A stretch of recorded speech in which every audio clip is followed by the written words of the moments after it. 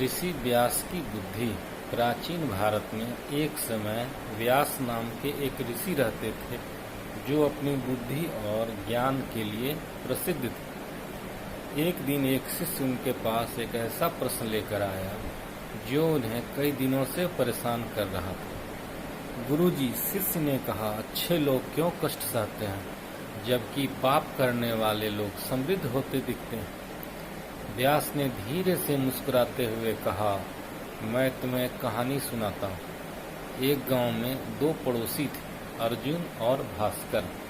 अर्जुन एक दयालु व्यक्ति था जो हमेशा दूसरों की मदद करता था, जबकि भास्कर अपने धोखेबाज तरीकों के लिए जाना जाता था। एक वर्ष गांव को भयंकर सूखे का सामना करना पड़ा और हर कोई जीवित रहने के लिए संघर्ष कर रहा था।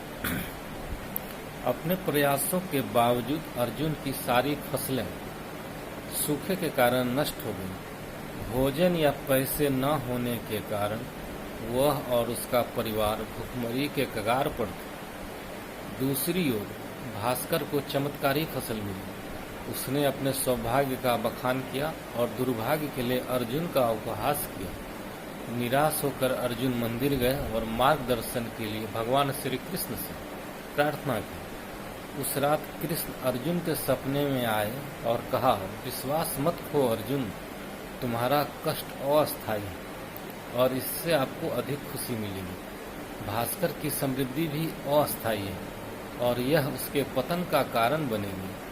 दिव्य वचनों से प्रोत्साहित होकर अर्जुन ने कड़ी मेहनत करना जारी रखा और ईमानदार बने रहे। जल्द ही बारिश लौट आई और उसके खेत लहलहा उठे।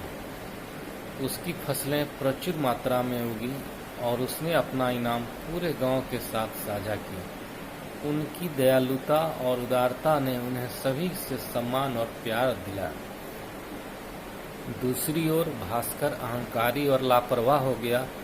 उसने अपना धन विलासिता पर बर्बाद कर दिया और अपने कर्तव्यों की उपेक्षा की। अंततः उसका भाग्य कम हो गया और उसने स्वयं को अकेला और दरिद्र पाया। ऋषि व्यास ने निष्कर्ष निकाला, अर्जुन की पीड़ा उनके विश्वास और चरित्र की परीक्षा थी, जिसे उन्होंने विनम्रता और अनुग्रह के साथ पारित किया।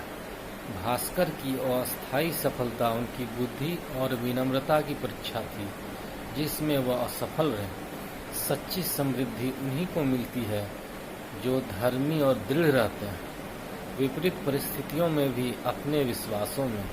शिष्य ने गहन पाठ को समझा और ऋषि व्यास को उनकी बुद्धिमत्ता के लिए धन्यवाद दिया।